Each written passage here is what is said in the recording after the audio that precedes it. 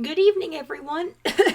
Good evening. Welcome to the stream. Glad to have you.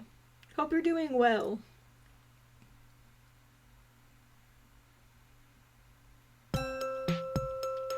We're back with more Perfect Day.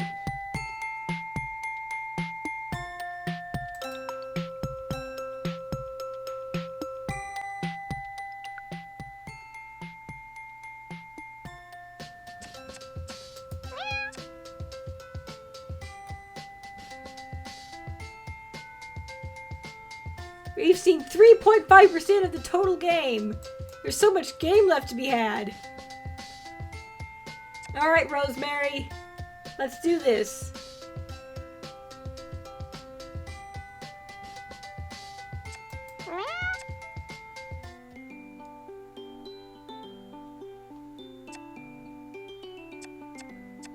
I think we should...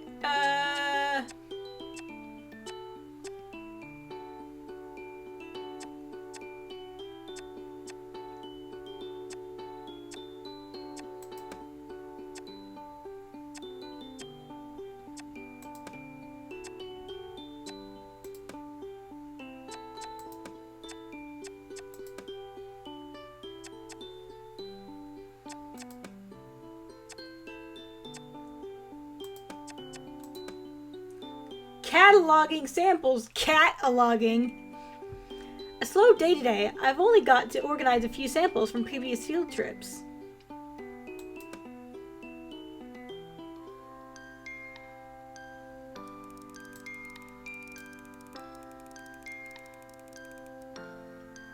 Today I'm in the lab doing flora research. It's not the most exciting job, but if I keep my head down, I can get through it quickly enough. It really just consists of unpacking the new samples of plants and flowers that the professor and I have collected on our foraging expeditions and logging them into our database of organic substances on the computer. Most of them are just commonplace plants that grow abundantly in the forest, but occasionally we come across something more rare. Exotic, even. One of the samples I'm looking at today is Calendula incana maritima, which is very interesting indeed. I can't help speculating that it's been cultivated in the marigold's little greenhouse and then transplanted to open ground.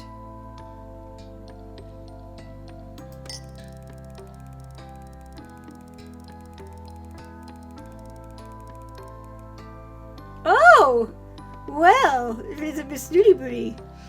I'm distracted momentarily by the sound of clinking glass, and I turn to see a beautifully manicured paw of Sphinx cat tapping on a beaker, nudging it perilously close to the edge of the counter.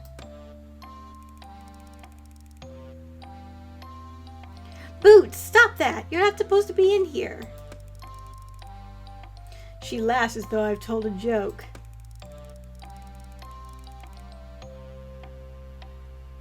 Look how smug she is! The smuggest cat. That's a frightfully pretty flower. Calendula incana maritima, if I'm not mistaken. You never cease to amaze me, Boots. How on earth did you know that? Why, I make it my business to know all about rare and valuable works of art.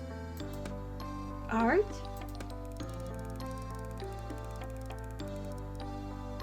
Why not? It has been created like a sculpture or a painting. The marigolds are true artists in the garden. Ah, I wonder if they had something to do with this. It's so unusual, even in its natural swampy habitat.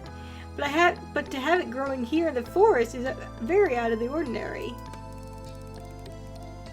Yes, its properties are extraordinary too, human.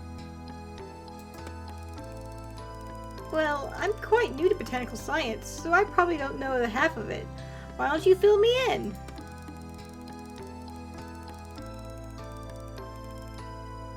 Although I'm always happy to facilitate your learning, human, I simply can't stay here a moment longer. The air is so stale, don't you find?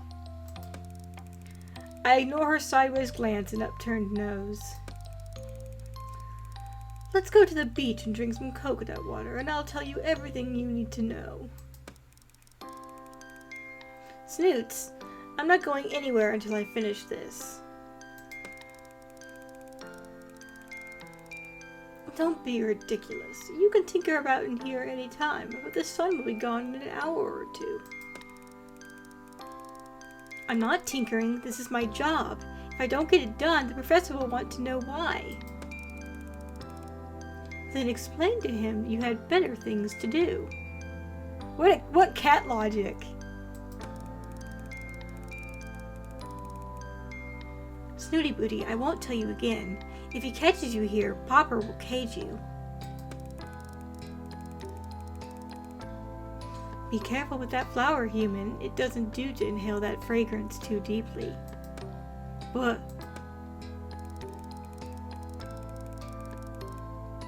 I turn to ask why and see her flounce out, knocking a beaker with a swish of her tail as she does.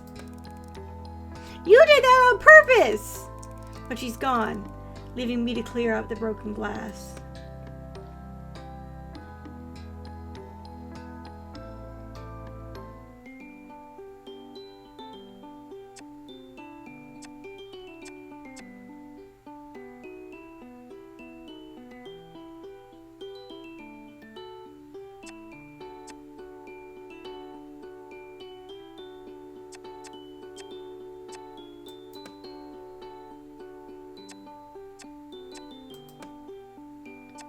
Alright, let's go talk to the security guard.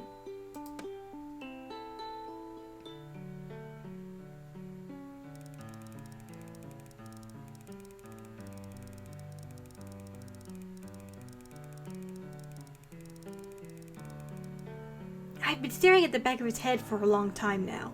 Too long. I'm starting to feel creepy. I just don't understand it. All he does is sit in that chair by the dock, eating egg sandwiches and doing crossword puzzles. How does a man like that become security guard for a place like this? As far as I can tell, his job consists of greeting the boat to make sure nothing unauthorized gets on or off of it, picking up supply deliveries, and occasionally taking a long, lazy lap of the island to make sure everything's secure. I wonder if he knows about the research that goes on here, if anything. He doesn't seem to be interested regardless. I decided time to get to know this island bouncer and go to join him at the dock.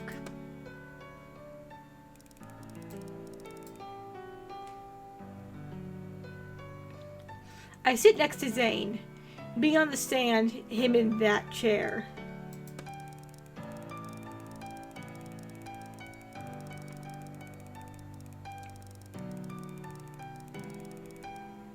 He's not wearing his big coat, and the short-sleeved shirt allows me to notice for the first time how surprisingly muscular he is.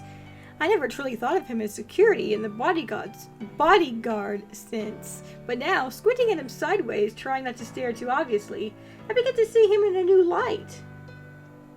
I like the little cat on his little cat patch.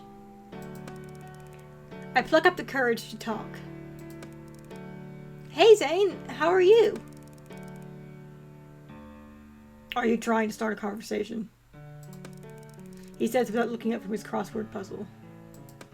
Oh, I suppose I am, yes. I don't get to chat to humans much in my job. Research Assistant 125. He rolls the words out like he's reading them. Oh, yes, I guess that's me. So, what does the number stand for anyhow? You don't know? He asked monotonously, eyes still glued to his crossword puzzle. No, actually, to be honest, Zane, I don't know much at all. There's a definite lack of intel sharing on this project. Which project would that be? This one. This whole research project that's going on. Is there more than one? Depends who you ask. What does that mean, Zane? I was just asking you, really. I don't understand your job. I don't need to. I don't care about things I don't need to. What do you care about? Zane looks at me for the first time. You really want to talk, don't you? Well, there's not much else to do here. Besides, I'm interested in it all, aren't you? My interest consists of what's for dinner and when my next puzzle book's coming. That just makes me think of Uzu in Princess Maker 4. Or Princess Maker 3, excuse me. Concerned with what's for dinner, and that's it. When it's coming, you get it delivered? Comes with the mail. He's back to not looking at me again. The mail? You mean the parcels? And the letters, yeah. The letters? Who would go to the trouble of sending mail all the way out here when we have email? I laugh, but Zane looks very serious. It's safer sending mail the old-fashioned way.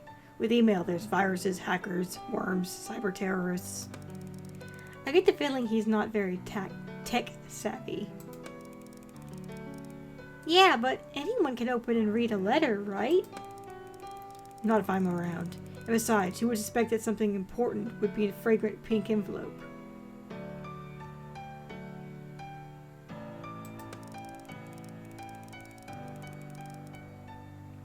There's an awkward silence. Of course, being my usual socially inept self, I'm desperate to fill it. Need any help with that crossword? I'm pretty good. I can even do the cryptic puzzle in the Daily Inquirer. This line usually gains me a little kudos, but Zane simply ignores me. I decide to just come out and say what's on my mind. I mean, it can't make things any more awkward than they already are.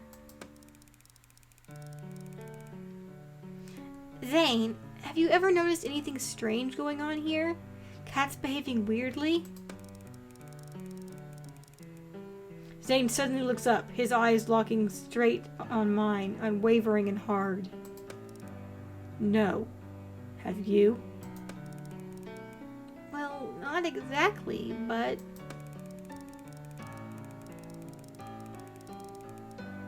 He's looking at me properly for the first time since we met. I've definitely captured his attention, but I'm too nervous to follow through. I'm just being silly. The lack of human company can get to me, gives me daft ideas. Such as? He's still staring at me, as though he's trying to read my mind.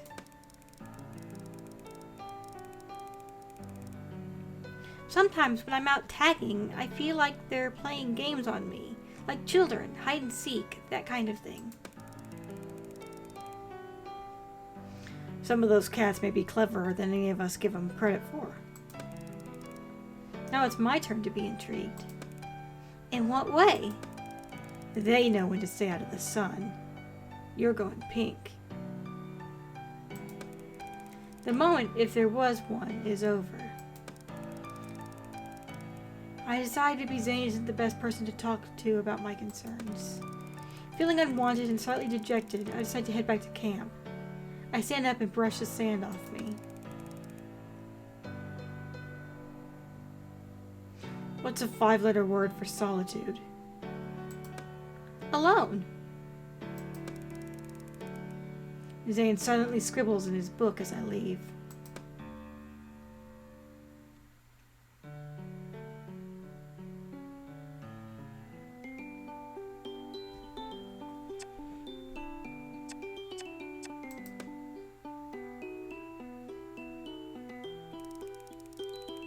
You had a lovely nap and wake up feeling revitalized. Your energy has been restored. Magic!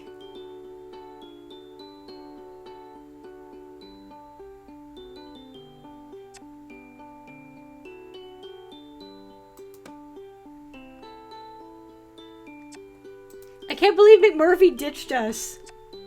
I really want to court some of these other cats, but we can only court Snooty Booty right now. So, Snooty Booty it is.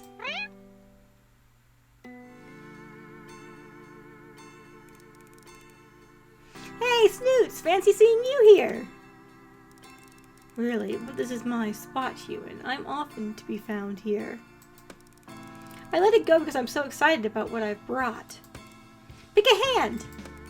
I hold my fist out in front of Snooty Booty. Oh, a game. How merry. She stretches out her paw in the direction of my left hand. Ta-da! I open it to reveal a piece of coarse stone that I cut up in the lab. Oh, what a lovely rock you have there. It's coarse stone. I thought it would work well as a nail file. What a clever thing you are. That's not even the best bit. Look! I open the other fist to reveal my fantastic find. Oh my, what is that thing? It's nail polish! I found it in the lab! Are we gonna paint the cat's nails? Yes! Snooty Booty, you're gonna look so fabulous!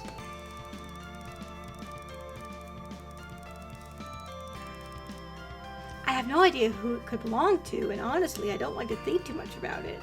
But I figured I could borrow it for one short hour without anybody missing it. And it looks like just your color. I squint at the bottom of the bottle. It's called Desire. I raise my eyebrows at the Sphinx. Eyebrow waggle. Oh, nail polish, you say? Show me, human. She suddenly seems more interested. I thought I could try giving you a salon-style manicure, befitting a lady. Well, sweet of you. Now, shall we sort the snacks and drinks first? Oh, well, I came straight from work, so I didn't really... Oh, never mind. It won't take you more than a moment to fetch a coconut, and then we shall begin. Can't believe I'm actually doing her bidding. You have to hand it to her. That air of entitlement certainly gets her what she wants. I'm back quickly and out of breath. Within minutes, we've settled into our session. Tell me if this feels at all uncomfortable, Snoots. I've never done this before, so guidance would be most helpful.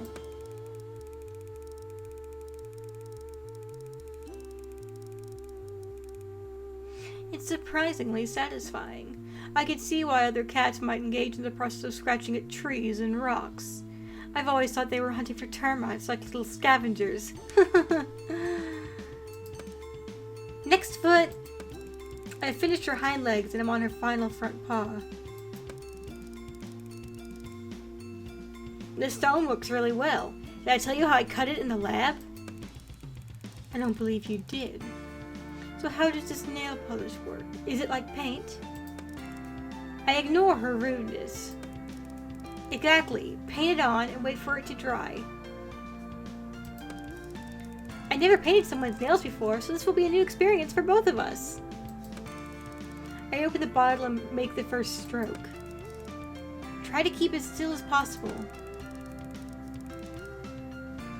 I think you'll find I am statuesque in my stillness. Your hand is less so. I know. Sorry, your nails are just so tiny. I'm trying to color within the lines. What lines? Never mind, it's a human thing, I guess. I'm not sure I care for the smell of this nail polish. Really? I quite like it. Reminds me of pear drops. Pear drops? What is a pear drop? And why does it smell like nail polish? Of what? Oh, sorry, another human thing. No, seriously, what is a pear drop? Googling this now. Is this a thing? Pear drop.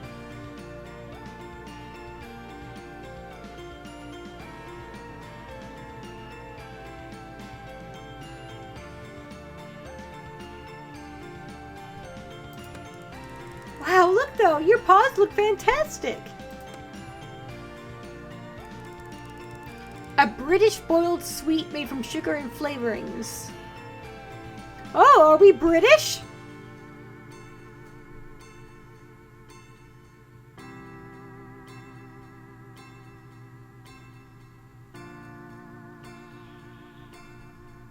The long, sleek talons are glinting shiny red in the sunlight. Look at Snooty's face! Oh my, I am spectacular.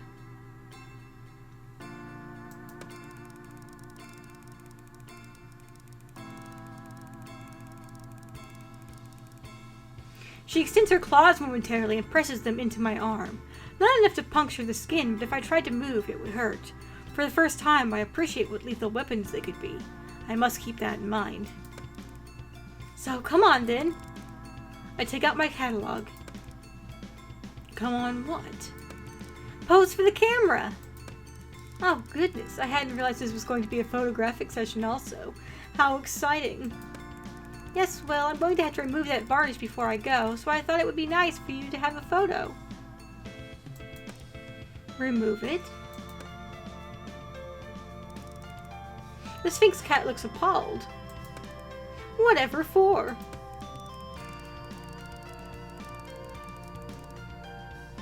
Oh, Snoots, I'm sorry. Didn't I say? I can't leave it on you permanently. It would impede the natural retraction of your claws. Then I shall leave them extended. You can't do that. Her expression darkens.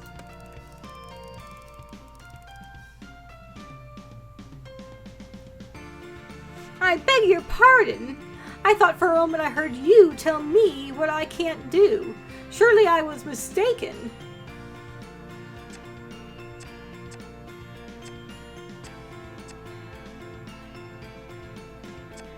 Remove varnish or compromise.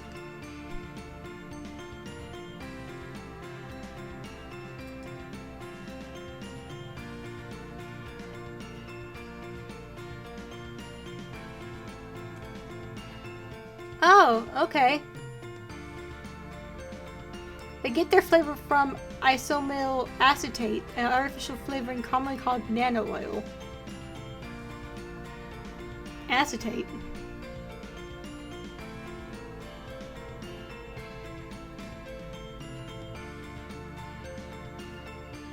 That's compromise. No, Snoots, you heard me perfectly well. I must insist that you allow me to remove it. Insist? Her forehead wrinkles with her raised eyebrow. I need to tread carefully here. Unless it's like 50 layers, I don't think it would impede anything. Ask your permission. May I please may I remove the varnish now? But it simply does not make sense. Why do it in the first place? I know how much you enjoy things like this. Pampering. I thought it would be a fun thing for us to share. You had fun, didn't you? Well, yes, but I certainly wouldn't have had I known you were simply doing it to taunt me. I wasn't doing it to taunt you, Boots. She seems genuinely upset. I'm sorry.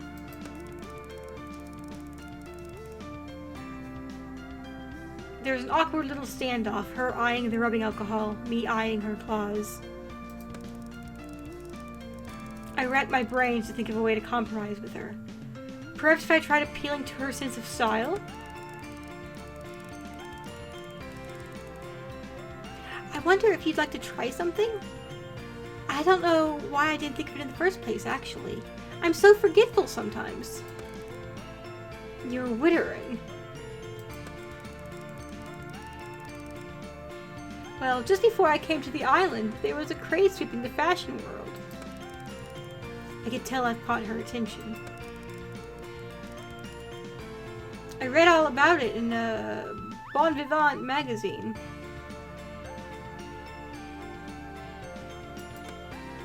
Go on. It's a French thing, apparently. Snooty Booty cocks her head to the side. It's called, the Pinky Flick. Flèche Rosée.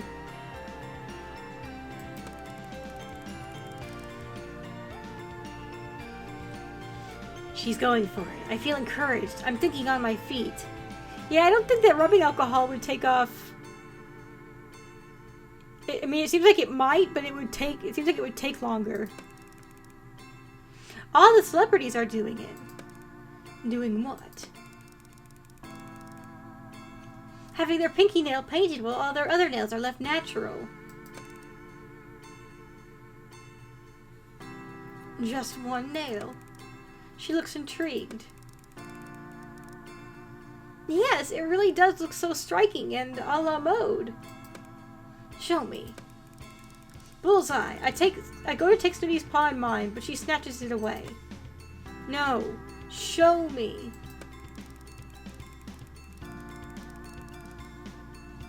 I pause, uncertain of what she means. Then the penny drops. She wants me to paint my own pinky nail with desire. Oh, gladly. I suppose I should have expected Snooty Booty to attempt to groom me at some point. Here goes. I swiped some of the bright red polish on my left pinky. What do you think? Looks a la mode, right? I hold my pinky finger to the corner of my mouth coyly.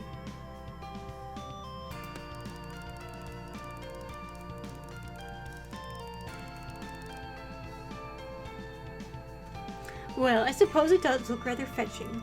I'll make a deal with you, human. I will wear my nails a la mode if you promise to keep yours painted for the rest of your stay here. It's a deal.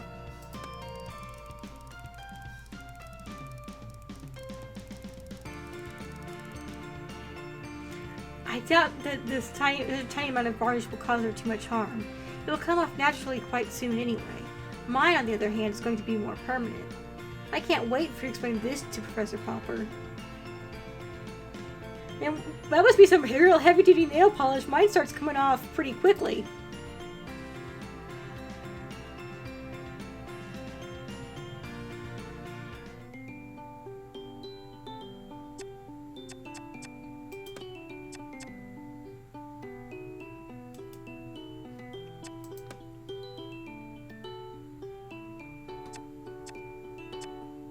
I think if we get to a full bar on one, it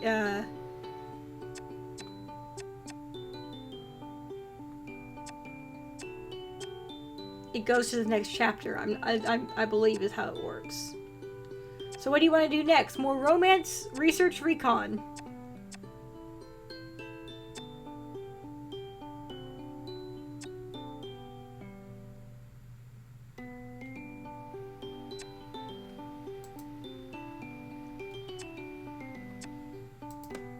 Do we have any recon we can actually do? No, we don't have any recon we can actually do. So never mind.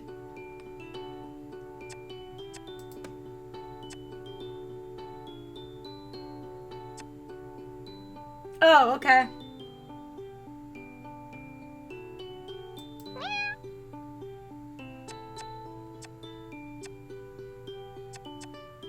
Wait, so can I only do 3 researches total? Is that all the researches there are to be had? Shit, I should have picked better. No, it's fine. It's fine.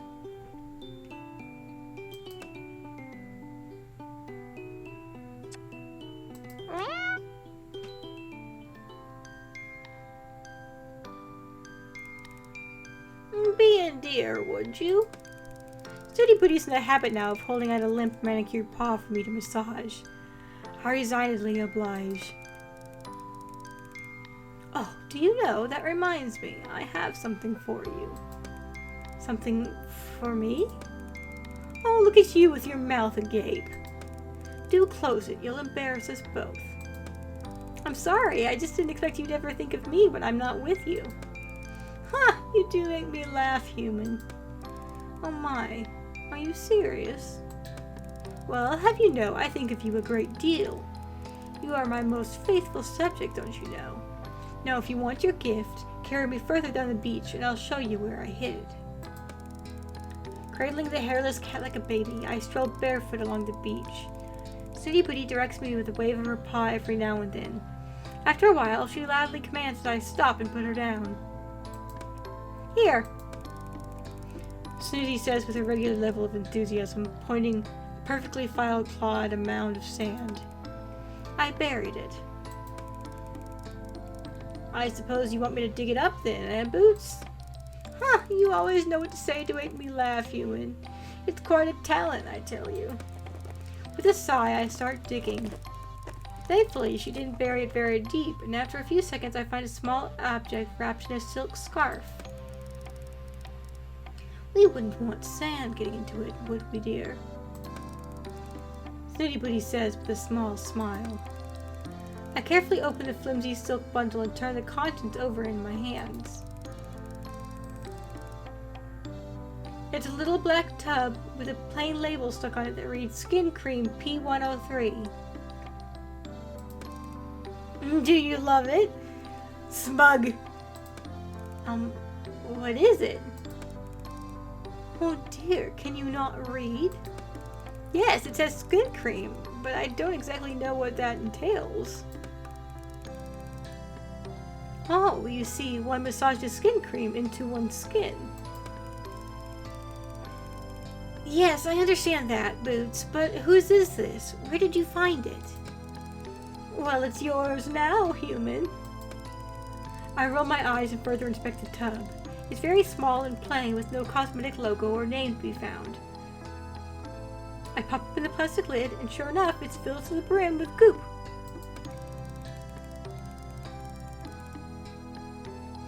I scoop up some with my index finger and smell it. It smells disgusting, like bin juice or something. Boots, I can't put this on my skin. I'll attract all sorts of bugs and wildlife. Oh, come now. We must suffer for our beauty, mustn't we? What is in this stuff? Booty, where did you get it from? All I ask is that you try some on your skin and tell me you don't see instant results. Oh, Snooty, have you been using this stuff? Of course. Without knowing where it's come from. But I know exactly where it has come from. Well then, will you please let me in on the secret? Oh, calm down, human. You will give yourself more wrinkles. Let us take a moment to ponder how my generosity in giving you a thoughtful gift has developed into you interrogating me in such a brutish manner. I take a deep breath.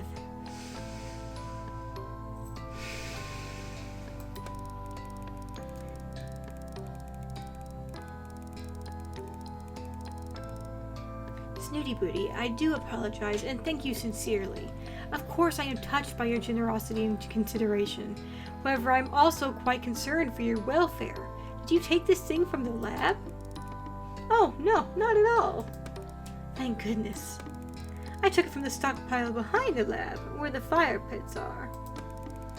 You mean the incinerators?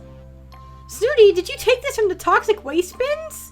Why are there toxic waste bins? What are we researching here that there are toxic waste bins?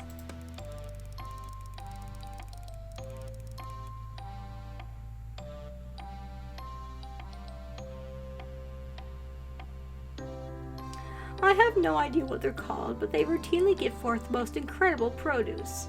Waste is indeed a fitting word.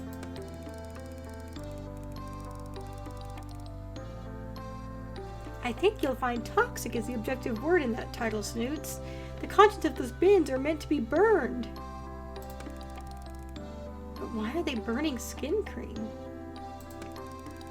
I further scrutinize the tub and conclude that it is really some kind of beauty product.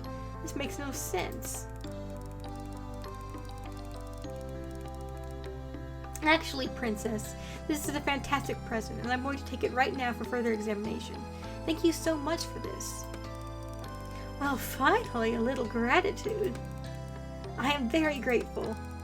Well, you can report back to me with how splendid you look after a few applications. Oh, I will.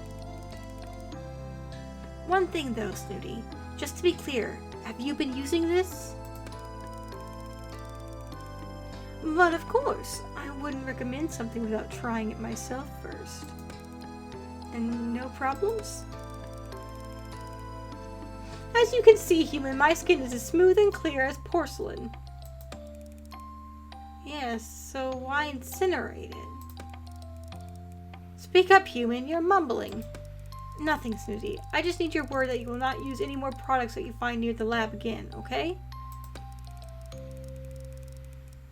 Oh, I see your game, human. You want to be fairest of them all, eh? No, that's not it.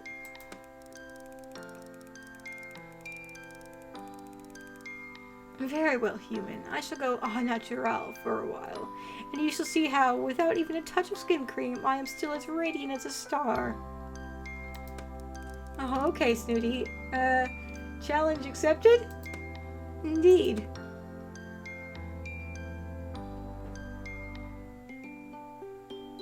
Yes! New unlocks!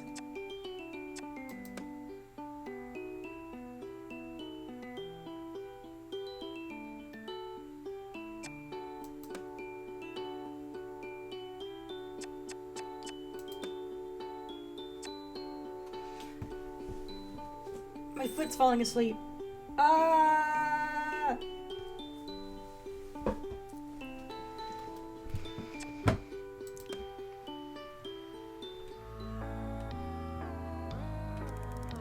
If Snooty finally found this cream up by the incinerator, that raises a lot of questions.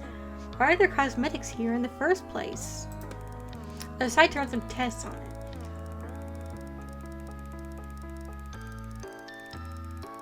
Snooty Booty developed some nasty welts after using this cream. I want to see what it's made from. I have a feeling this is not something the professor would want me to be poking around in, so I've come to the lab late at night to make sure I don't get any unwanted attention.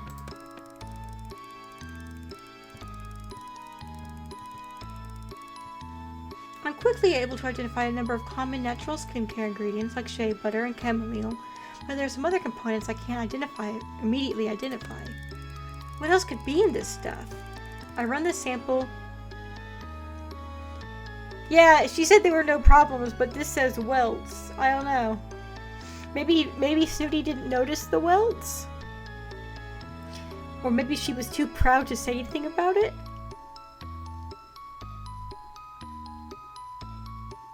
Well, I run the sample through the database of organic compounds to see if there are any matches. There are. Cat urine? I'd better not share that little discovery with Snooty Booty.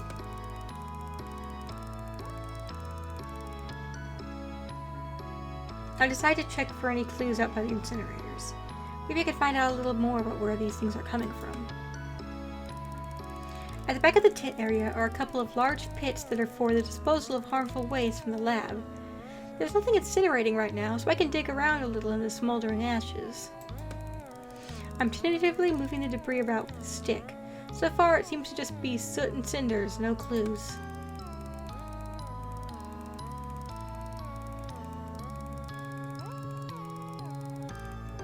Suddenly, the silence is disrupted by the sound of someone entering the lab.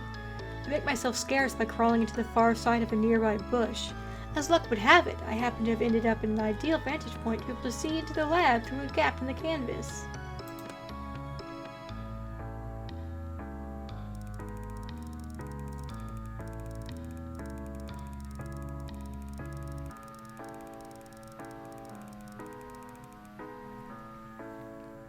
Two men enter with a large crate. I recognize them as the ferryman and his son. Professor Popper is with them.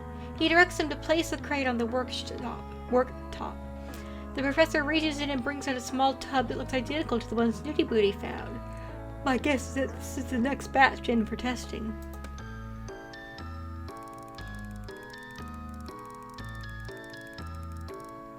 The professor stops what he's doing abruptly and looks at his catalog. I presume he's receiving a phone call. He dismisses the two men with a wave of his hand.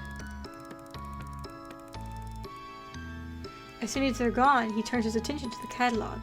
He looks anxious as he speaks. Yes, they've just been delivered. I shall make a start first thing tomorrow morning. Yes, madam. I certainly will, madam. With all due respect, I do understand the urgency, but I'm sure you understand the need for thoroughness.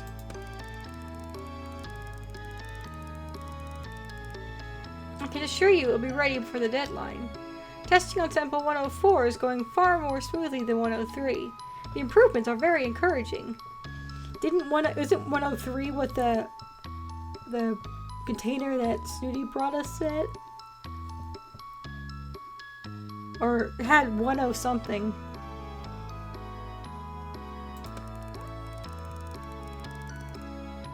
There's a long silence. From the expression on his face, I imagine he is being lectured.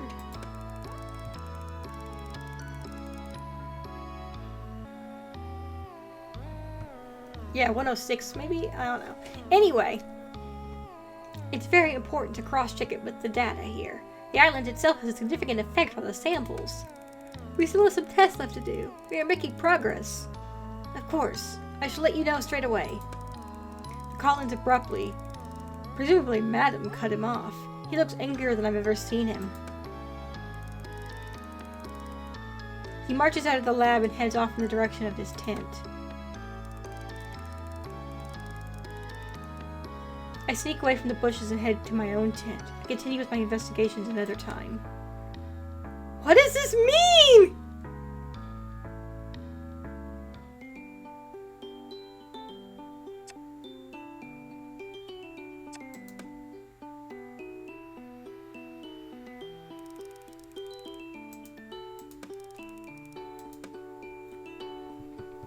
What is going on this island?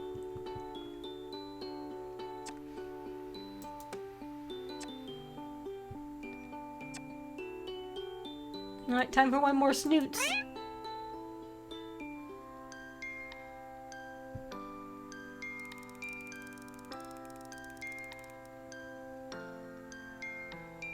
Ah, the delicacy of a moment is sometimes only matched by the beauty of the moonlight reflections on the sea. Snooty turns her big shining silver eyes up to meet mine.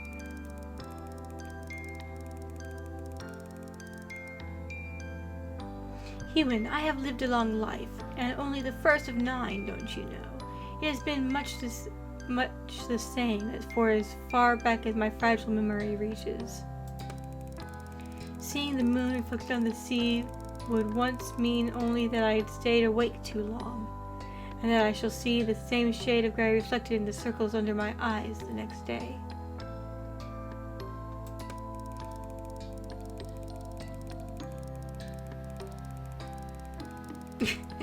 However, seeing how you conduct yourself, human, with the grace of a drunken fruit fly, and yet the confidence of a red-bottomed mandrill, has left me quite inspired.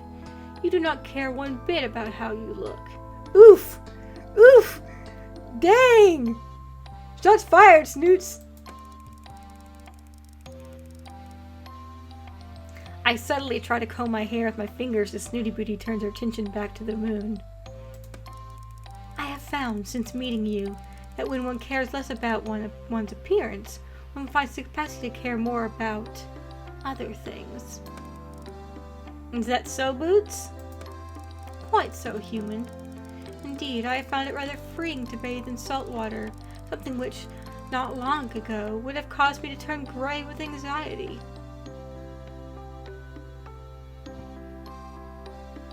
In the same vein, I feel I am owed some thanks for teaching you a thing or two about proper skin care.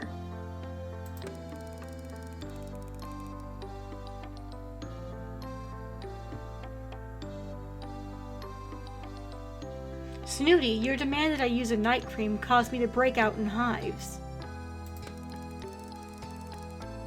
But once they subsided, you were left with a very healthy glow. I sigh. Rosemary. Yes, Snooty Booty? There is a poem I half remember.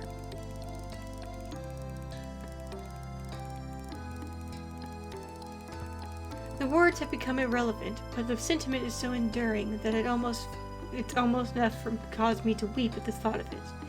Music is also like that, don't you find? And smell. All of the senses, in fact, are the palette that colors our experiences and leaves an indelible mark on the soul. That's beautiful.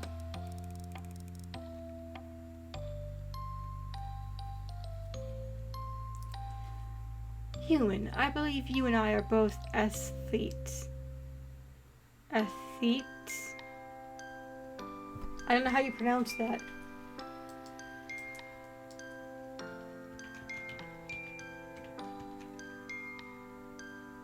I mean, I can tell what the word means. I keep wanting to pronounce it like athletes. It's like aesthetics, but athletes.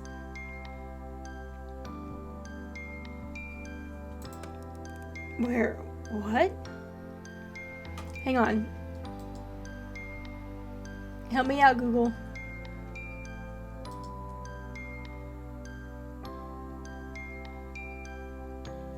Why is it not? Do I have my head? Why is it not telling me? Athlete. Oh. Athlete. Athlete. Thank you, Google. Where? What? We share an artist's appreciation of the séduisante. And again, what? Really, do try to keep up. I can tell I'm somewhat spoiling a mood here, so I keep my mouth shut and try to look engaged.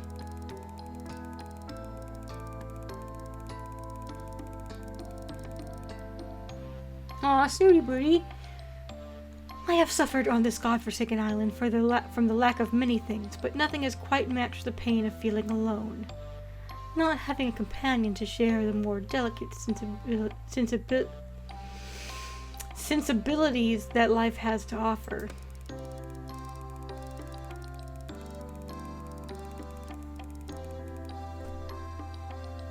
An alluring scent, a vibrant hue, an Epicurean delight, all the subtle joys that are wasted on our more uncivilized cohabitants.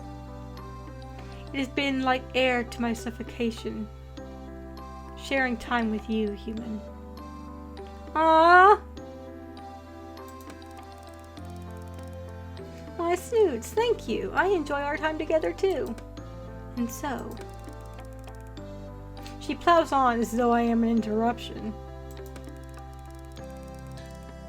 I feel that together, you and I might create something rather wonderful. Oh? A masterpiece. Oh, right, a masterpiece. Out of what? Out of us, human. A union. A joining together of souls. I don't know. A marriage of hearts and minds. Are you saying what I think you're saying, Snooty? Are we gonna marry this cat?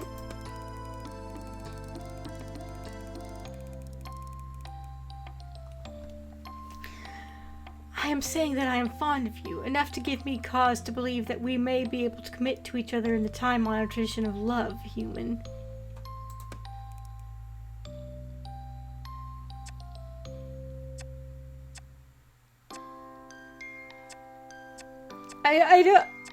I don't know how to respond to this. Presumably this has been happening over several weeks, but like, damn. I kind of want to know what happens either way. She just poured her heart out to us. I feel bad if I say no. Like,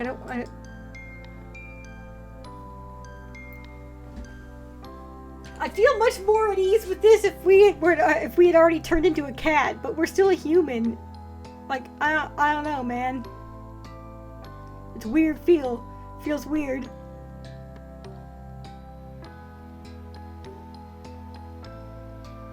What do you want to do, Dawn?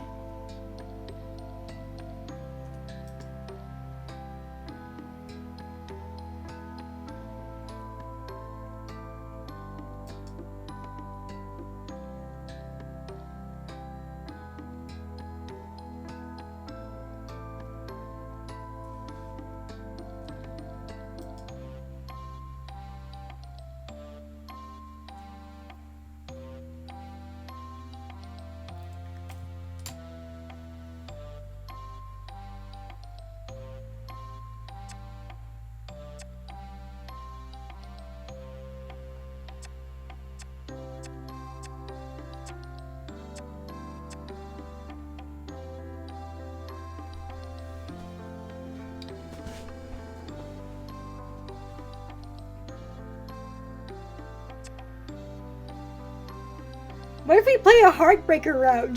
We just whoop all of these cats and then break all of their hearts.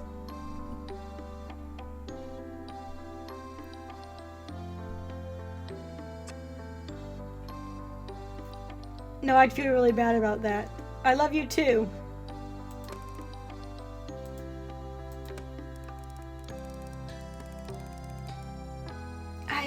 Well, I'm amazed. What you're saying is more than I could have hoped for. So it is agreed, human. You shall dote on me as my equal from now on. Absolutely. I'm 100% about the doting. Snooty will certainly keep that part of this agreement. I'm a little more suspicious about the equal part somehow. But as we sit together admiring this huge orange moon, I feel quietly confident she will learn with time and a patient teacher.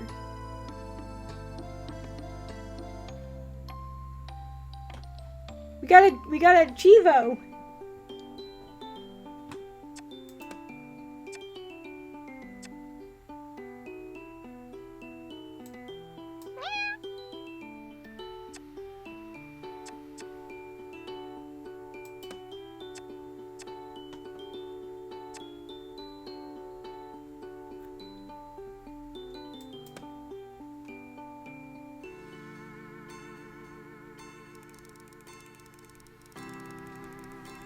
I guess so. But there's many different routes, so... And, like, it's weird because there's, like, multiple chapters. So I'm like, does it... I'm curious how this game plays out once we do this first set here. Because, like, there's... Like, we're still on chapter 1 right now. Like, does each chapter, like... Is it like a time loop sort of thing? Like, we're... I don't know how it's working. Professor Popper told me to be ready early and dressed for hiking as we're doing field work this morning. I'm not sure that I have anything that would pass for hiking gear, to be honest. Some sturdy shoes would be good. Oh well. Lab coat and trainers it is then, as usual. Yeah, we have to play multiple times to get the full picture. We'll find out now, won't we? A message from the professor lights up my catalog. Set to go? I'm waiting outside my tent. Ah, Rosemary, are you ready for our field work today? Yes, of course, Professor. Oh, Professor, may I ask where we are going? Somewhere I think you'll find very interesting. The professor hands me a backpack. Here, take this bag. It's very full, but surprisingly light. Hopper has set off at a brisk pace, calling back to me over his shoulder. This way! I run to catch him up. Catch him up? After some serious walking, the professor... Oh, serious walking with me struggling to keep up. The professor stops abruptly and listens. Do you hear that? There's a distant sound of bubbling water. We're almost there. Secretly, I'm relieved because I don't think I could go much further. Just a little climbing. Climbing? I hide my dismay. Where does he get this energy from? It's just at the top there. It's not difficult to climb as it looks. We are in front of an almost vertical rock face. Just copy me. He clambers up expertly. I manage to find a spot that will support my foot and start to climb. I make little progress before slipping and falling flat on my bum. British. I try again. This time I take it slow. Again, I fall. What happened to the benefits of catification the others keep going on about?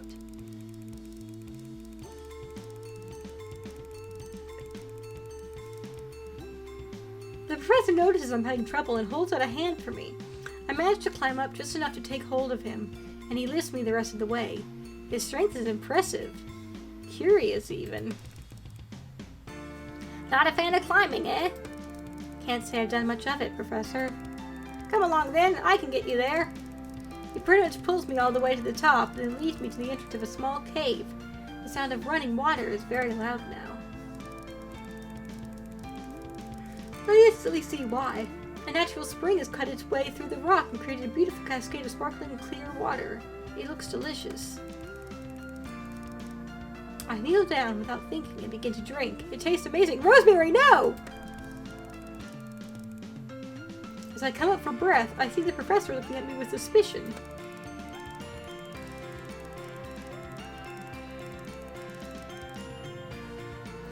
You should know better.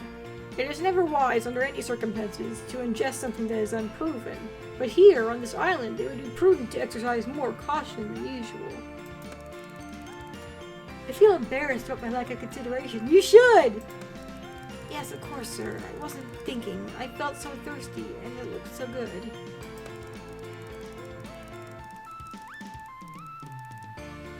I do understand. Many have made the same error. Fortunately for you, this is tried and tested for safe consumption. It's good, don't you think? My body feels suddenly re-energized, and I feel like I climbed any wall. It's incredible. I feel fantastic. What's in it? We don't know. That's why we're here. We need more samples. We've been studying this water for months now, and we still know very little about it.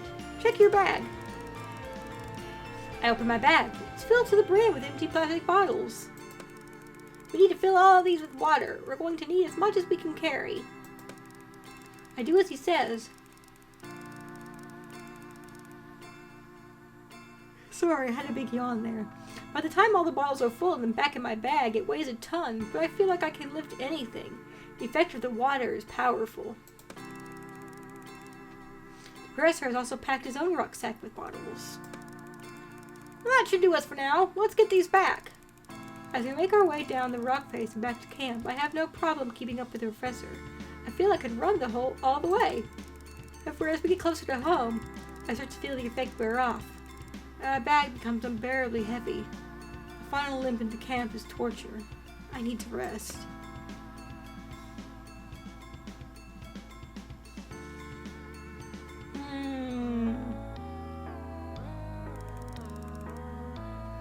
I've come to the forest to gather my thoughts.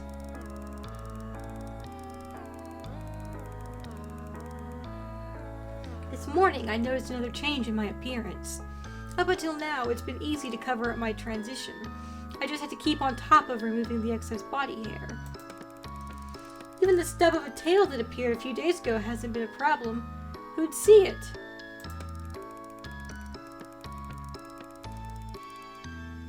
Well, this new development is definitely a turning point. How am I going to explain the fact that my pupils have turned into vertical slits?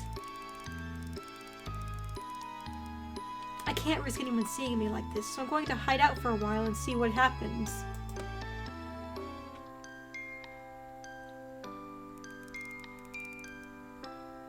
Here, spread it here. The shade is perfect. She's indicating a small spot in the sand beneath the large palm tree for our midday nap. I begin to spread the old blanket I've been dragging behind me. It's the one I used to have on my bunk when I lived in a tent. That memory is beginning to fade a little around the edges.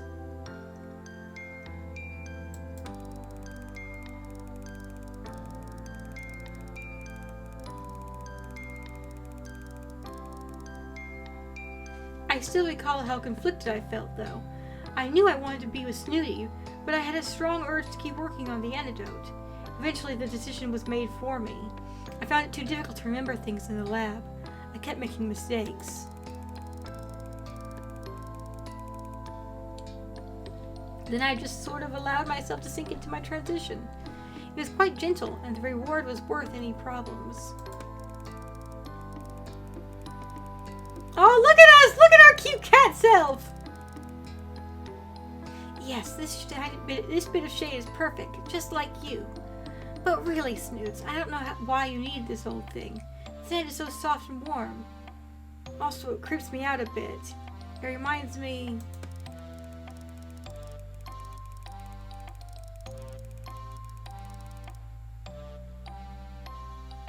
For goodness sake, Rosemary, you've been a cat for 5 minutes and already you know what's best for us.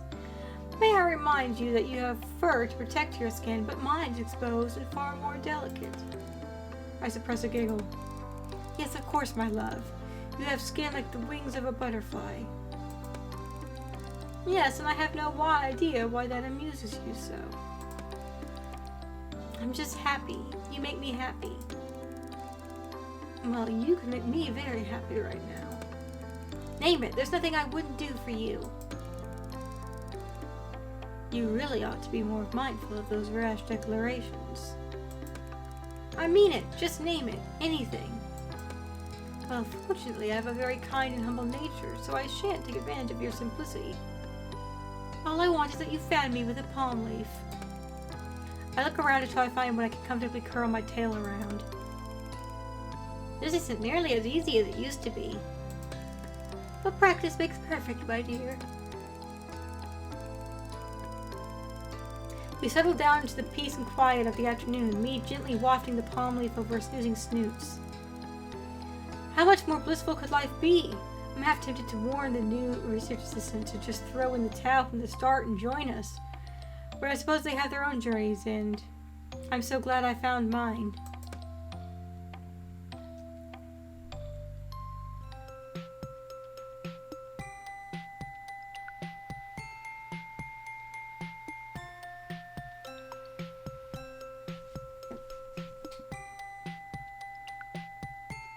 Do we have a new assistant every time? Is that what's going to happen?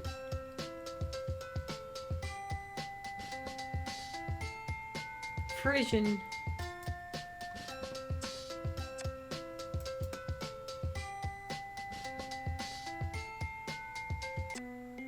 We do have a new assistant every time!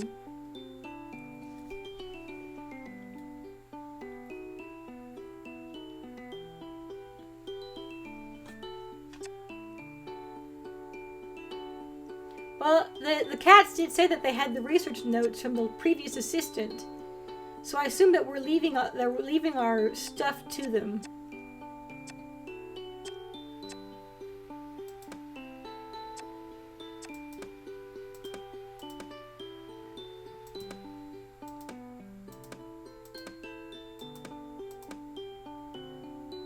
Luke. What do you think about Luke? Luke and his little necklace.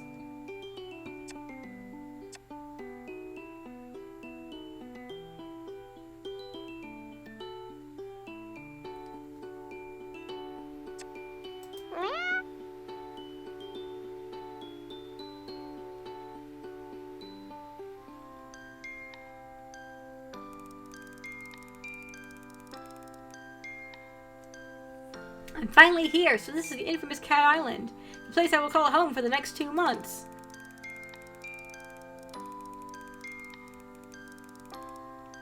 When I initially received a letter saying I'd been placed on the reserves list for the job, I thought it was probably a kind way of saying no thanks and put it out of my mind.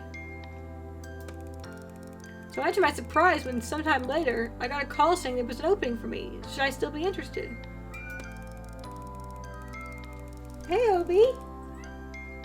Come here, buddy.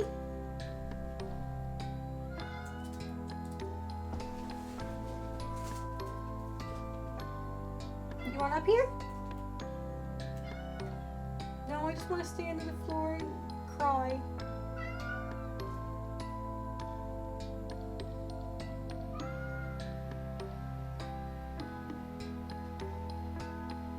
Big baby, come here. Come here, come here. I'm gonna give you some pats. Pat, pat, pat, pat, pat, pat, pat, pat. I have a sudden pang of nerves that it's all a dream and rummage through my bag until I find proof that puts my mind at ease.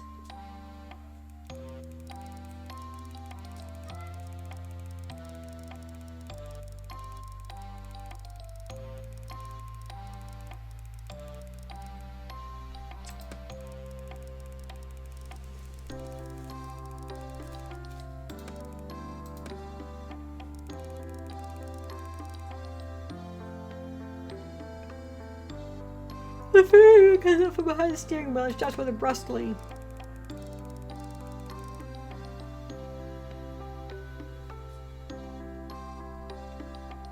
Take all your belongings. We won't be back for days, so don't leave nothing you'll need.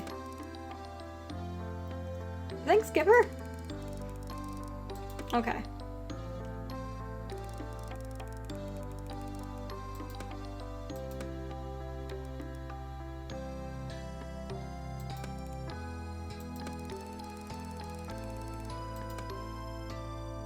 I'm not reading this part because it's the same as the previous.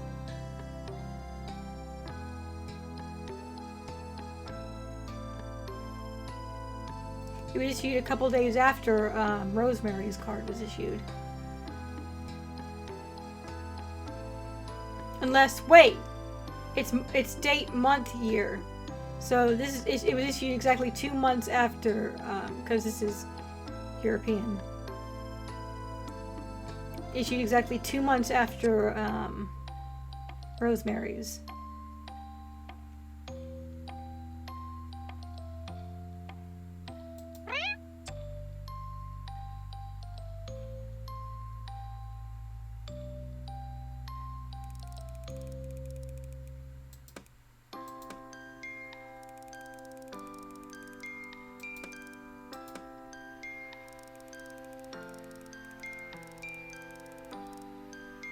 After no more than a couple of minutes trekking, we're in base camp, which is modest but functional.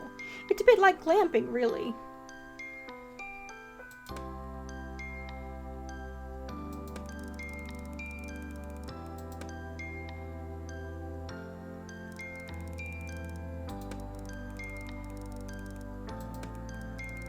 Yeah, we look like we don't get much sleep, huh?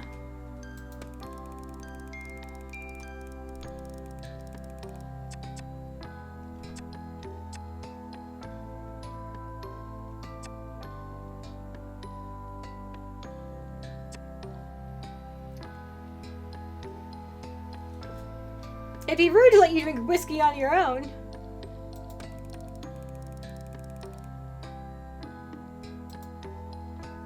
Well, if you're having one, it would be rude to let you drink whiskey on your own. Jolly good! I can tell you and I are going to get along famously.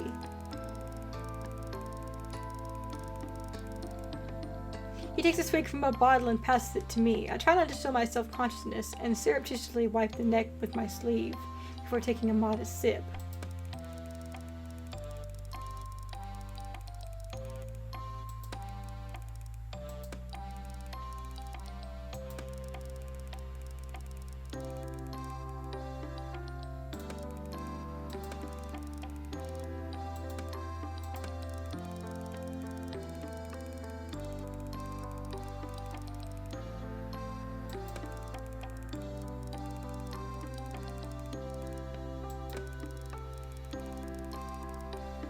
I think he's joking at first, but he looks so intense that I decided to take him seriously. Yes, sir. Of course I will. Good. You'll get to know all the functions as you go along, but for now I suggest we take a stroll out and see if we can find a few cats that you can try it out on. So I spend the next hour scanning cats under the watchful eye of the professor.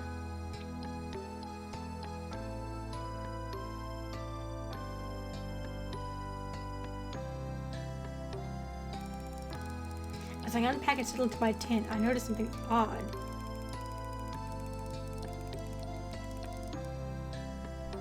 A little dugout under my bed. I reach in and pull out an unexpected find, a personal journal, the personal journal of the previous research assistant, the one before me. They must have forgotten it, or left it behind. It's an absolute goldmine information. It's going to get me up to speed on how it all works around here in no time.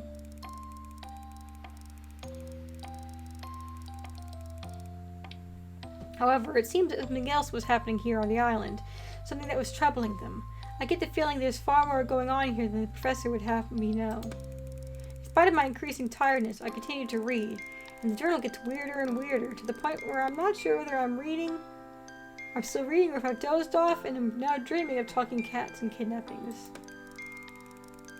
Eventually, I lose the battle and drift into a deep sleep.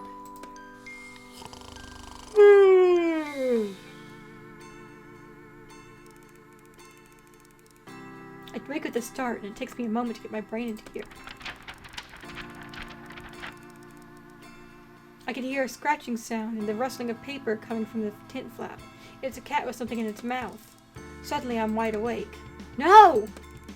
It has the journal. Wait! But it has disappeared into the night. Before I know it, I'm out in the cold of night chasing it, running with all my might. I must get that book back. It has everything I need to know in it. barefoot, dressed only in a t-shirt and shorts, running at full speed into the forest in the dark of night. This is familiar. I know, I read this in the journal. Something similar happened to the previous assistant. Yet here I am, falling into the same trap. I must be crazy.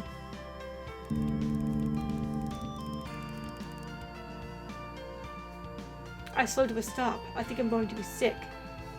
I realize, of course, I'm in the danger zone. Oh, I'm close to the danger zone. Everything goes black and I fall to the ground.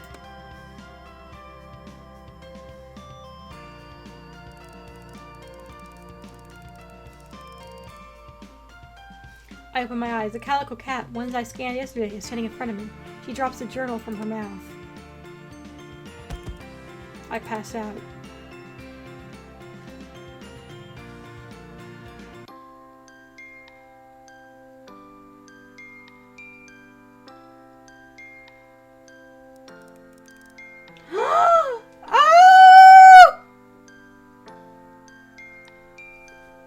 Rosemary is among the cats now!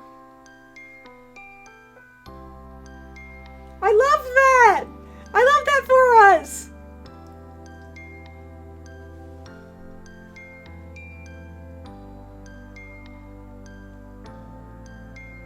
Hello. I say, can you hear me? Are you okay? Here we go again. Move back a bit. Let them breathe. Has it been bitten? The Sphinx cat is standing over me, staring as I open my eyes. Yes, definitely bitten. Look at its hand. I bring up my hand to my face, and through my blurry vision I can make out several deep scratches and puncture marks. The cats watch me intently. Is this real? I read something in the journal about kidnapping. Catnapping! Yeah. We're sorry. It was the only way. You stole the journal. Oh, but I gave it back to you. But why did you take it? To lure you out here, sucker. There's no need for rudeness, Kibbles. My head has begun to clear, and I realized that if I could talk to these cats, not only is it all true, but it's already too late. I have the sickness. We need to have a talk, human. No, we don't. I know what's going on here. I read all about it from your past victim. Now, Kara, that's not very nice. We prefer to think of you as our champion and friend. I'm sorry I can't do an Irish accent. I'm sorry. McMurphy, you silver-tongued Irish charmer. My reputation goes before me. Oh, I know who you all are from the journal, so let's cut to the chase here. Look how uninterested he is. We just did that, dummy. You know what I mean! What happens now?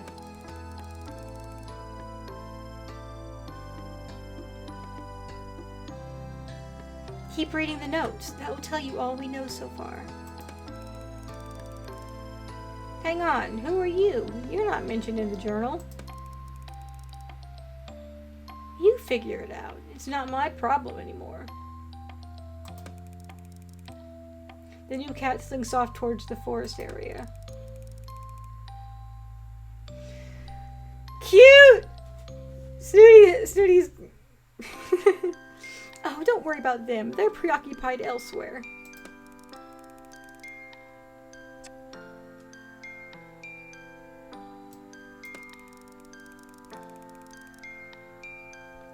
Lesbian cats! Lesbian cats! I suppose my fate is already sealed. I may as well do my best to help you sort this mess out. Spoken like a true champion! Well, let's hope this one's better than the last one. So anybody's gonna beat you up, Kibbles.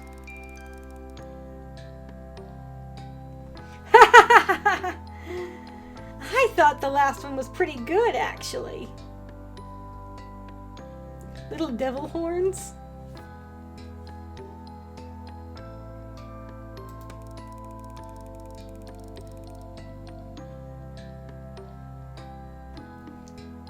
Unfortunately, they didn't get very far with discovering an antidote or what happened to our friends.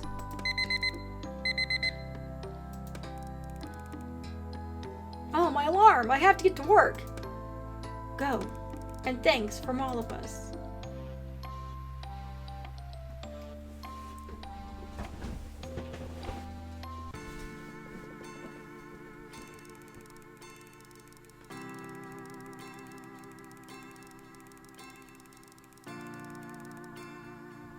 I make it back to the lab fairly quickly, considering how little sleep I've had. I wonder if that's one of the effects of the feline transition. I imagine my agility levels would change. I'm strangely excited about getting to work on the antidote. It's the sort of challenge I love. I'm just about to enter the lab to begin my legitimate work when the catalog beeps a message without any contact information.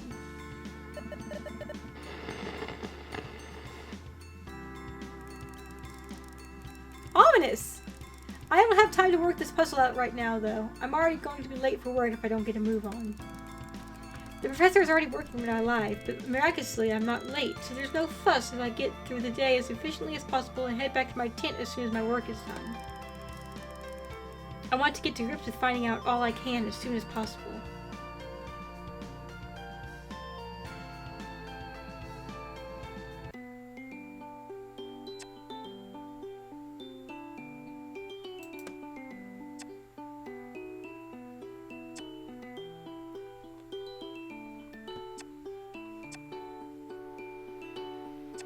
Oh, look at Floofy Butt!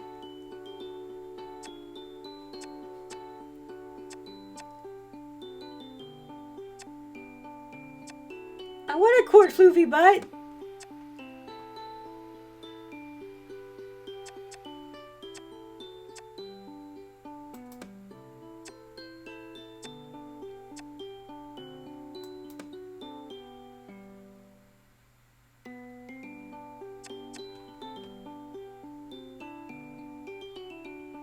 I never thought I could add feline hairstylist to my CV, but it looks like today is my lucky day.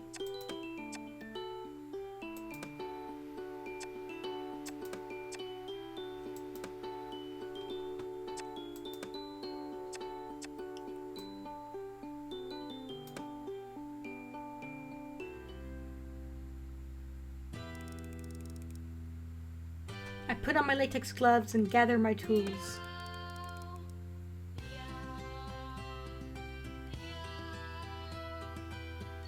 This music! Brush, scissors, swabs, kitty wipes. Can't help but think I've forgotten something. Ah, of course, treats! I leave the tent and head for the lab, stopping to stroke a few of the island's residents on the way. Meow, meow, meow! Luke! You're positively feline!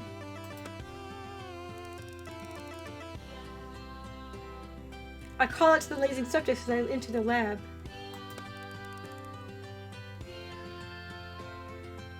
Looky, looky, what have I got? I shake the bag of treat, and the small lab erupts with hungry meows. If you want these, you'll have to behave, okay? I open the first crate, home to the grouchy old Mr. Bumble, and I gently lift him out onto the counter to be groomed. Morning, Grumpy. Let me check your ears. No debris. Lovely. I have a feeling you may be discharged in the next day or two. He was brought in with a mild infection, slight temperature, weepy eyes, but he seems to be recovered remarkably well. In fact, I'm going to recommend to Professor Popper that we release him by the end of the week. I gave Mr. Bumble a cheeky cuddle before I began to brush his matted fur. Wow, where does it all come from? There's enough fur here to make another cat. Mr. Bumble is beginning to get agitated and lets out a displeased grumble. I know. It's very annoying. Just gotta trim you up a bit, and then you can get back to sleep. He resignedly lets me cut some of the hair around his bum and on the back of his hind legs. Aren't you a good boy? Here we go. Om nom nom. I pour some of the little fish-shaped treats onto the counter, and the ragamuffin practically inhales them. Now, let's get you back into your cozy crate. I tuck him away and open the next one. Your turn, Socks. Just a cut in color, yeah? I snorted at my own joke and began brushing the little white cat. He's a lot more lively than old Mumble and keeps trying to bite the brush. Hey, don't make me get the harness, Socks. That's no fun for either of us. The cat seems to understand and settles down, only giving the brush an occasional nip when he thinks I won't notice. Oh, hello, what's this? I notice a little red patch on his neck, just under his chin. Oh no, we don't have botflies, do we? Poor Soxy. I take the magnifying glass out of my inner pocket and examine the inflamed area closer. Ouch. Socks begins to struggle away from me. He must be in quite a lot of discomfort. It's okay, Socks. I'm just looking. I stroke the little cat to try and calm him down. I hate using sedatives on the subjects unless absolutely necessary. After a while, I'm able to get a better look at the wound. There doesn't seem to be anything living under here. I'm relieved I don't have to deal with any botflies. It looks strange. It's like a rash or a sore, but I'm not sure how or where it could have picked it up.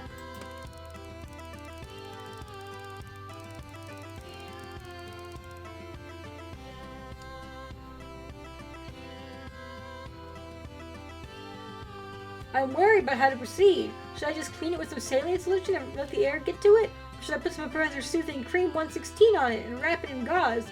Not the cream!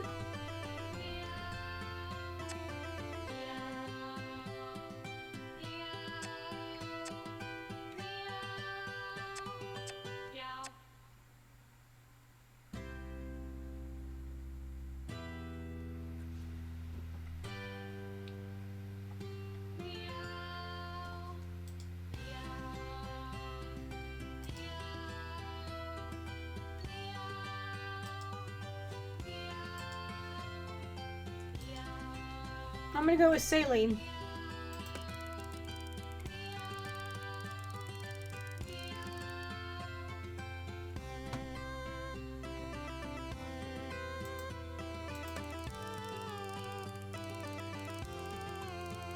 I pour some saline onto some gauze and gently clean Soxy's wound. He squirmed a little. It's not very comfortable for him, but generally he sits pretty well, and it's done in no time.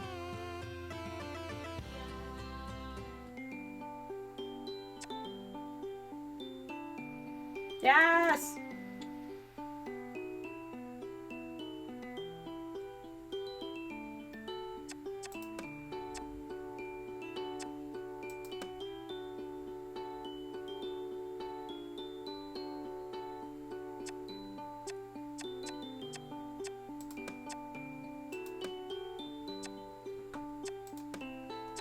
All right.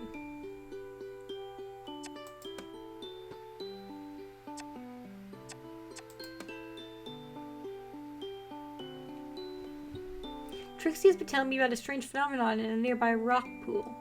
I decided it's probably worth checking out. Sue just brought me something intriguing. I'd better check it out.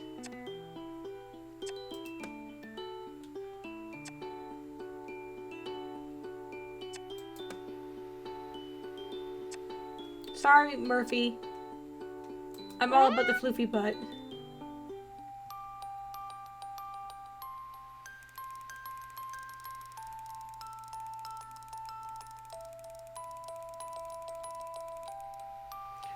I'm not sure what to expect. I'd come to the forest with Floofy Butt for what I assumed would be a pleasant way to spend my afternoon off work, but I have now discovered that he's billing it as an informative afternoon of instruction and practical participation.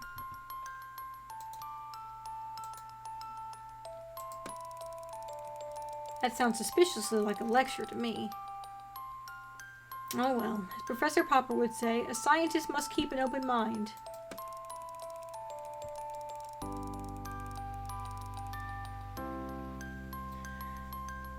This is something I would normally do alone, but you struck me as a like-minded soul, interested in both gastronomic and anatomic pleasures.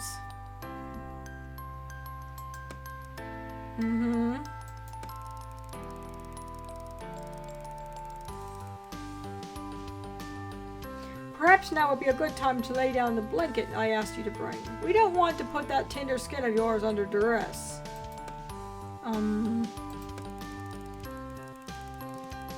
I lay the blanket on the ground awkwardly and wonder where he's going with this. Relax, Luke. This doesn't usually take very long.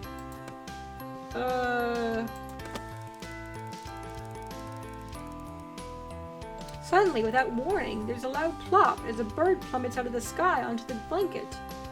Oh! Told you so. Oh my, it's dead. That's a doornail. Well, what happened to it? Just the force field, of course. Now enough foolish questions, Luke. Let's get started, shall we? Just like the lectures from my university. Or my uni, I guess I should say. What exactly are we doing here, Floofy Butt? I told you, don't use that ridiculous name. I prefer Major, if you please. What exactly are we doing here, Major? This is my little surprise. I'm a bird fancier. Oh, and you fancy your birds dead? Quite! All the better to practice my other pursuit. I know I'm going to regret asking this, but what pursuit would that be, Major? I'm a self-taught pathologist! You mean, as in, post-mortem?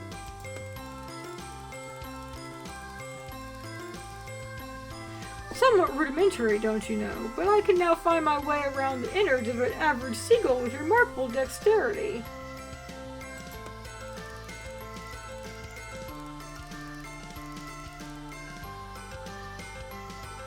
Yes, well, whatever floats your boat.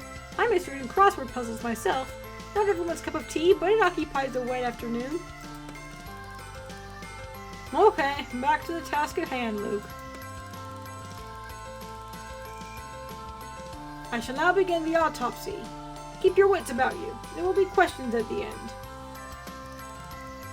I knew this was a lecture. Swiftly Butt pings out a razor-sharp claw and begins going to town on the bird.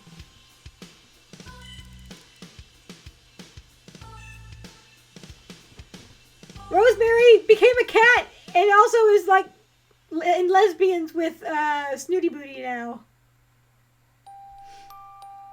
We're Luke now, the second research assistant.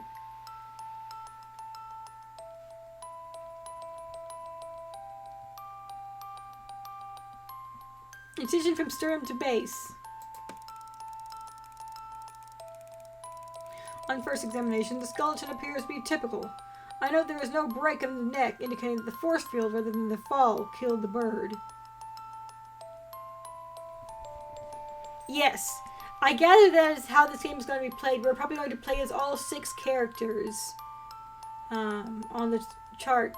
Like, we're going to play as 6 different research assistants before we fulfill the game. I mean, before we do everything.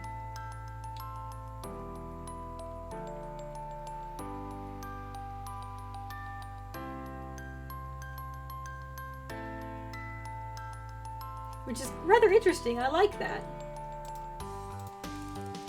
I feel rather queasy. Oh, really?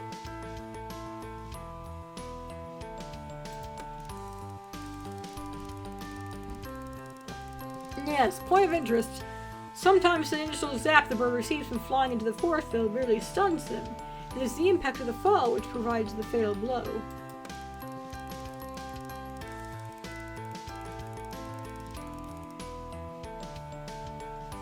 This chap, however, appears to have suffered cardiac arrest. You can see from the size, or lack thereof, of the heart that even a minor jolt could be enough to induce seizure.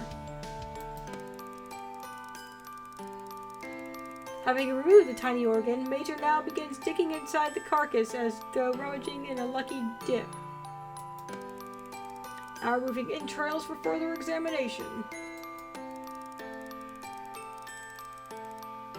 Oh, do get a better look, Luke. It's rather revealing. I can see something in the stomach sac.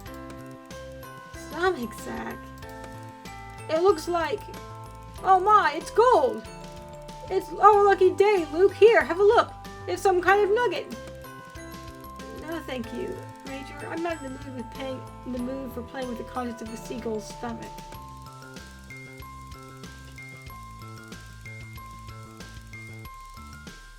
Don't be ridiculous. This is not a game, Luke. May I remind you that we are in the middle of a very serious post-mortem, and I expect you, as my assistant, to maintain professionalism.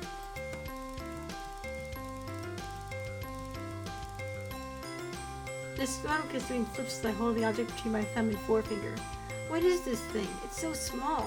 It kind of looks like a... Cripes! It's a tooth! Major, it's a gold tooth! Ah, good find! You're a natural!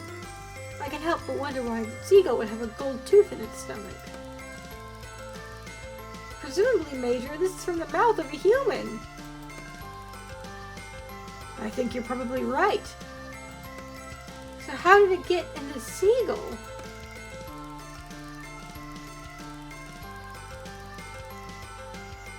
What an inquiring mind. You would make an excellent apprentice. If you like, I could pass on to you the skills I have acquired. That would be a feather in your cap, eh? I resign myself to the fact he's not going to be drawn into speculation. Okay, well, I'll bear that in mind, Major.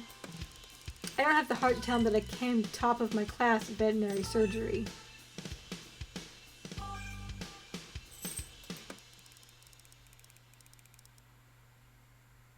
And now to the victor of the spoils! Don't be shy, I've already carved! Oh gosh, do you mean...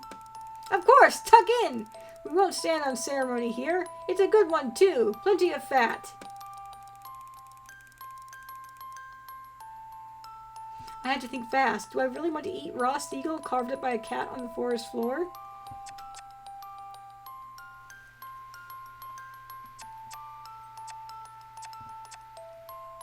I kind of want to know what happens if we tuck in.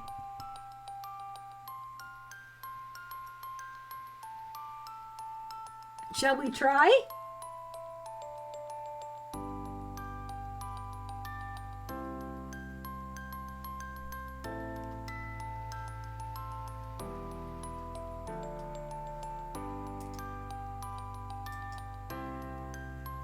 Eat!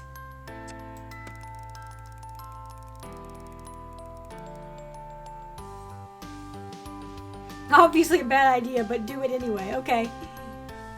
I suppose it would be frightfully rude to refuse now, seeing he's gone to all the trouble of carving? Oh, silly me, I already had lunch before we came. Ow, but it looks so... delicious that I simply must try a bit. A tiny bit. A morsel. Very well, Luke, then I shall leave you the tastiest part of all. The liver. The cat deftly tears an organ out of the carcass and presents it to me on a flat paw. Very fatty.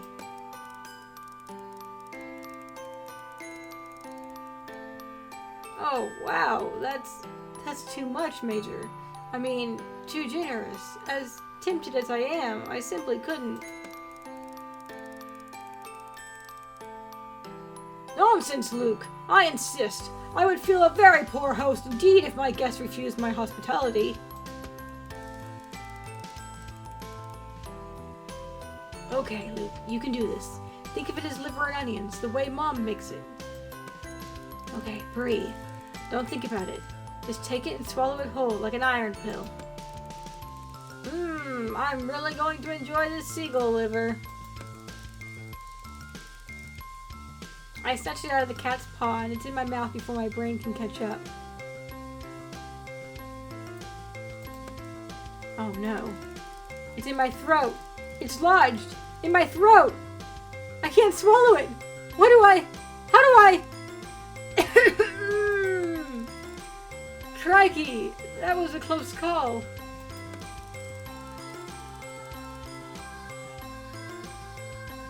I catch the organ in my clenched fist and simultaneously give Fluffy the thumbs up. Exquisite! My compliments to the cat. Quite so. Next time make sure you have an empty stomach. Unlike this chap, eh?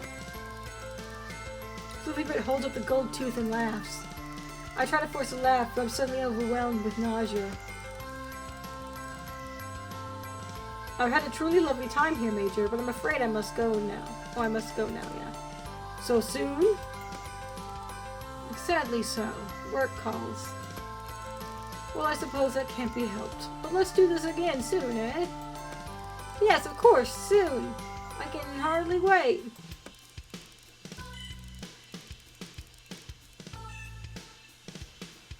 As I run home, feeling the slimy, sticky mess clinging to my hand, I curse myself for not bringing me my antiseptic gel. Next time, I will be prepared.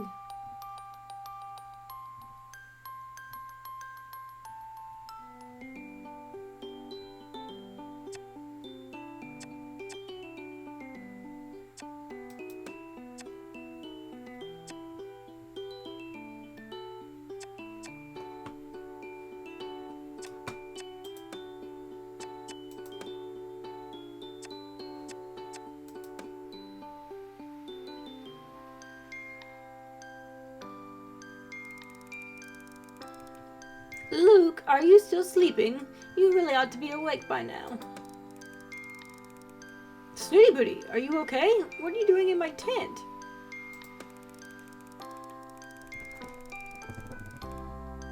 Oh, this lazing about is very bad for your complexion, to say nothing of the dragging effects of the delicate tissue around the eyes.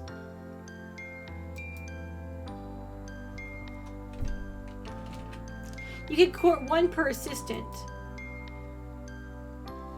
I think whenever Luke had the option, Snooty Booty was at the table this time because she's with Rosemary now. But I suspect if we turn down the cats when they confess to us, that we'd still be able to date them the next playthrough. Perhaps. Or else they'd be so heartbroken that they'd be inaccessible.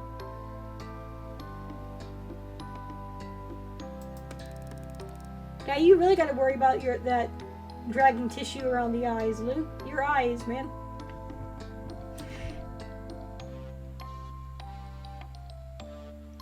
She can't be anything but lesbians with Rosemary. Exactly. We got to see Rosemary as a cat. She's so cute.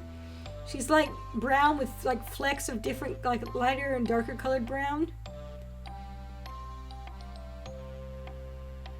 The man is 15% eye bags. Is there something I can help you with? Possibly. I have something I want you to look at. Right now? What time is it? Time you were active. Come along. At least let me get ready. Very well. Snooty Booty sits down and starts grooming herself. After a moment, she looks up again. Why aren't you ready yet? Can you leave the tent so that I can get dressed? For goodness sake. Snooty Booty rolls her eyes and walks out. I get dressed resignedly and follow.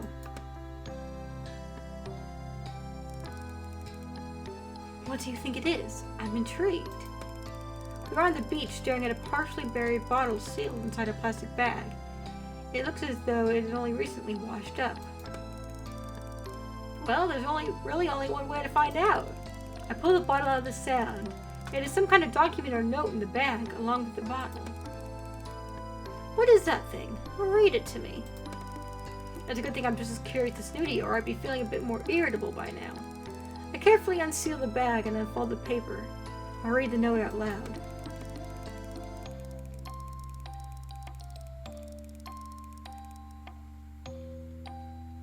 Initial tests on the most recent formula are encouraging. Subjects 6 through 18 appeared visibly younger. Moderate to severe side effects noted, including increased hair growth and marked mood alteration.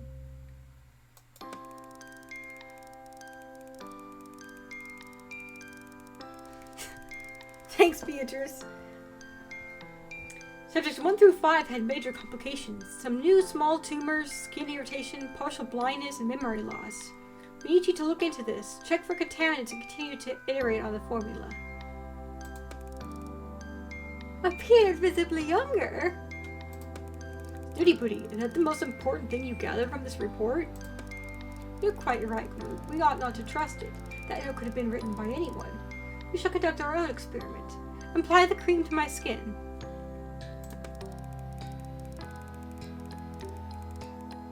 Have you lost your mind, Snooty Booty? Did you not hear what I read out? Tumors, blindness, memory loss? Statistics bore me. You should know that by now. Let's live a little. I'm willing to take the risk in the name of science. No, Snooty Booty, don't do it! What would Rosemary say?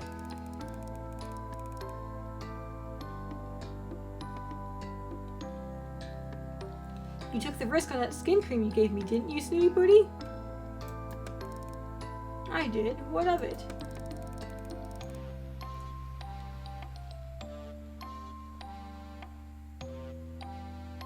She didn't. This is like a weird like oversight. Like this, it's like it didn't want me to court Snooty Booty until the second playthrough, where this was unlocked, because it's talking about the skin cream, which is a gift we got in Rosemary's playthrough. And you developed welts all over your neck, didn't you?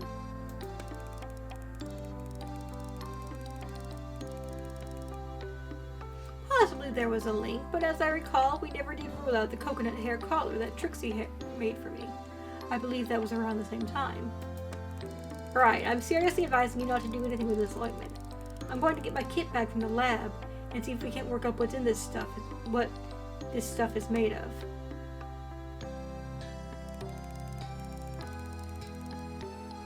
I was hoping the lab would be free, but the professor's in here making some notes. Ah, hello, Luke. I thought you were taking the day off from the lab today. Oh, yes, I am, Professor. I just, wanted to check something.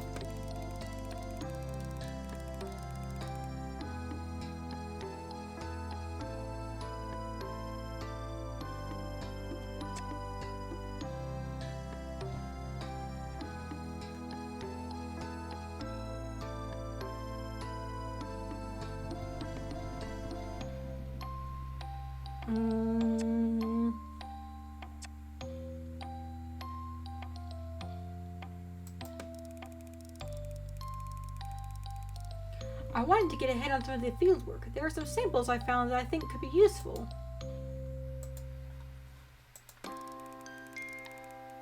I pick up the field kit bag. Popper looks up from his work. Oh, what sort of samples? I have to make this believable, but invite no other questions. The samples are fecal. Fecal? Yes, a large poo, sir. It has rather interesting properties. Jolly good. Off you go, then. Nailed it. I take the bag and leave.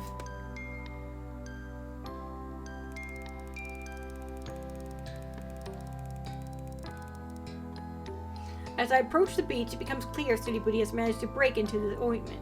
She appears to have spilled some and is now busy rolling it around in it. Snooty Booty, what were you thinking? This could be very dangerous.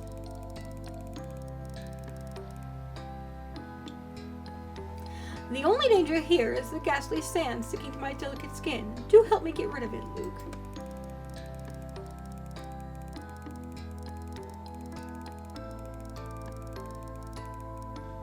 I try to wipe the sand off, but it is stuck like glue.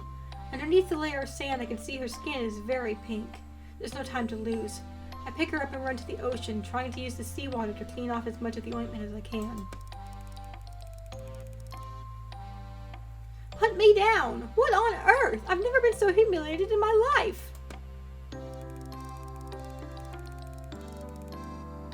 She twists out of my grip and scampers off in a huff. I think I've got it all off, so I leave her to it. Now back to the samples.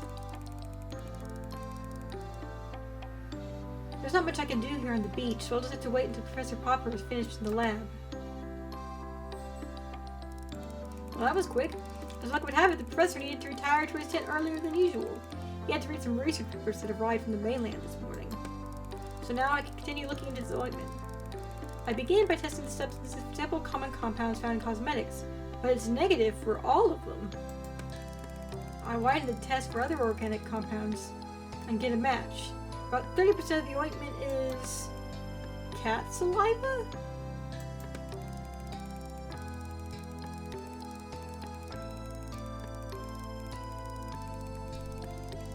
Okay, so we found that the skin cream that was made from cat urine, and now we have this ointment made from cat saliva. If they are using saliva from the cats on the island, they could be infecting all their test subjects with catification. But where are these other side effects come from? Or where have these other side effects come from? I read the ointment again, this time looking for known pharmaceuticals. Before I can get the results back, Snooty Booty comes trotting in. Cat saliva is probably better for the skin. Cats use it all the time, that's true.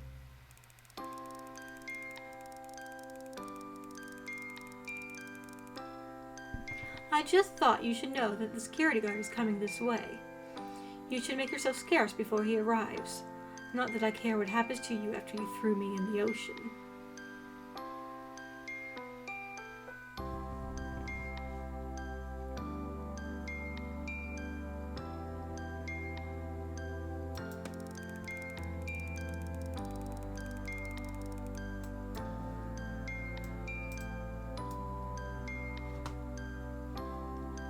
I have no time to finish this experiment now, but we'll work on it later in the privacy of my tent. I'll take my things and run before Zane arrives.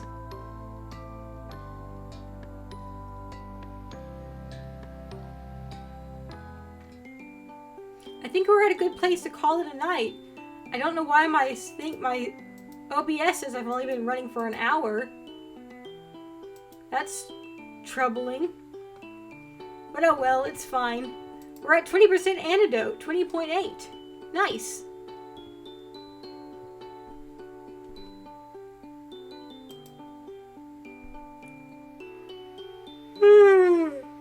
Goodness me. Okay.